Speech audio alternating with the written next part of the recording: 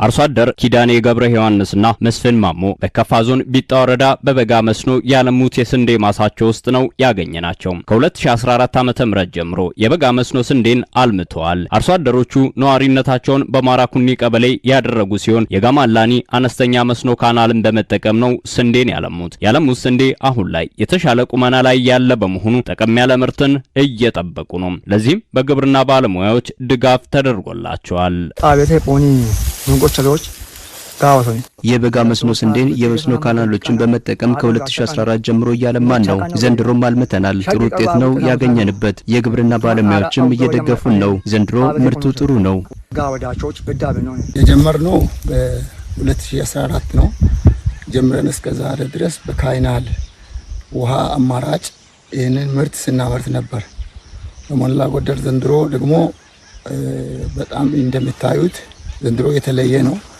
በባለሙያ ክትትል በወረዳና በቀበሌ ባለሙያ ክትትል ሁሉ በእስን ያሉት ሁሉም ተከታትሎ ይሄንን እህል ዘር በማቅረብ ሙሉ ፓኬጅ ማዳበሪያዎችን በማቅረብ ለዚህ ያደርሰናል ማለት ነው። ያለፉትን 3 ዓመታት ለተከታታይ በሙከራ ደረጃ ስንዴን ሲያለሙ የቆዩት አርሶ አደሮቹ ዛሬ ላይ የተሻለ ልምድን አግኝተው ከማሳቸው ምርትን እየጠበቁ ነው። መሰል ስራዎች ሀገር በምግብ ራስን ለመቻል የምታደርገውን ጥረት ከመደገፍ ባለፈ ኢኮኖሚውን መደጎም ጀምሯል። አርሶ አደር ኪዳኔ ገብረ ዮሐንስና መስፍን ማሞ ካለሙት ማሳ በጥማድ ከ8 እስከ 10 ኩንታል ምርትን እየጠበቁ ነው። ይህም በሄክታር ከ32 እስከ 40 ኩንታል ምርትን ያስገኛል። የበጋ መስኖ ስንዴን ማልማት መጀመሪያ ከዚህ ቀደም ከነበረኝ ህይወት ላይ ለውጥ አምጥቶልኛል። ዘንድሮም በሙሉ ፓኬጅ ነው ያለማሁት። የመስኖ ካናል በመኖሩ ውሃ እንደ ልብ ነው ያገኘነው። ከስንዴ በኋላም ሌሎች አትክልቶችን አለማለሁ። ዘንድሮ ካለማሁት አንድ ጥማድ መሬት ከ8 እስከ 10 ኩንታል ምርት አገኛለሁ ብዬ ነው የምጠብቀው። አሁን ይህንን ማሳ በእግዚአብሔር ፍቃድ ከሆነ እንግዲህ ካረስኩት እህል የምታይ ሲሆን ወደ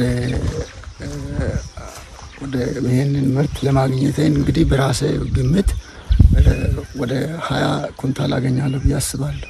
እና አርሶ አደር ኪዳኔ በልበ ሙሉነት ከማሳቸው የሚጠብቁት ምርት እንዲሁ በቀላል የመጣ ውጤት አይደለም። ይልቁንስ የግብርና ባለሙያዎች ድጋፍና ክትትል ታክሎበት እንጂ። ወርቃ ፈራው በላይ በቢጣ ወረዳ የማራኩኒ ቀበሌ ግብርና ባለሙያ ነው። ከአርሶ አደሮቹ ጋር በማሳ ያገኘነው ሲሆን ከመሬት ዝግጅት አንስቶ እስካሁን ድረስ አብሯቸው ቆይቷል። ቴክኖሎጂን በስፋቱ ለአርሶ አደሮች በማዳረስ ውጤታማ እንዲሆኑ እየሰራን ነው ይላል።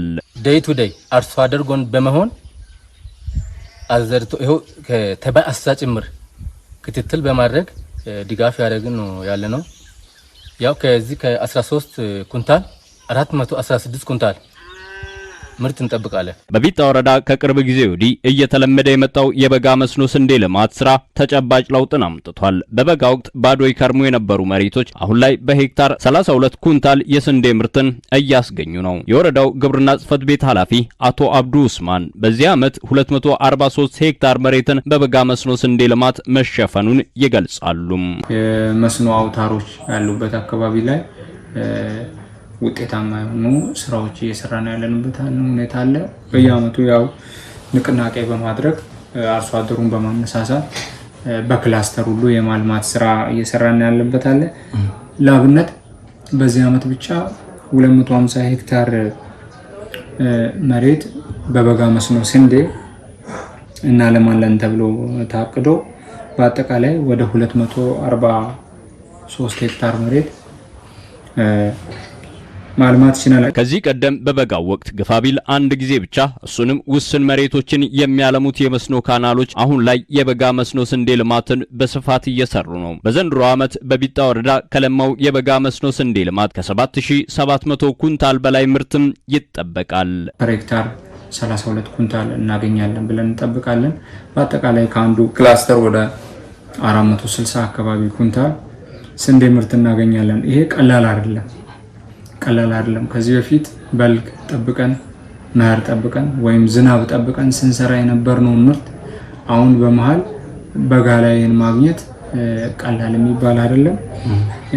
ምርቱም እንደታየው መሬት ላይ እንደታየው ጥሩ ይዘት ያለው ሁኔታ ላይ ነው ያለው። በወረዳው ያለውን የተቆራረጠ የአስተራረስ ዘይቤ ወደ ኩታ ገጠም በመለወጥ ለውጥ እየታየ መጥቷል ያለው የቢጣ ወረዳ ግብርና ጽሕፈት ቤት በቀጣይ የበጋ መስኖ ስንዴ የሚነሳበት መሬት ላይ የበልግ እርሻን ስራ ለመጀመር ዝግጅት እየተደረገ መሆኑንም ነው የገለጸው።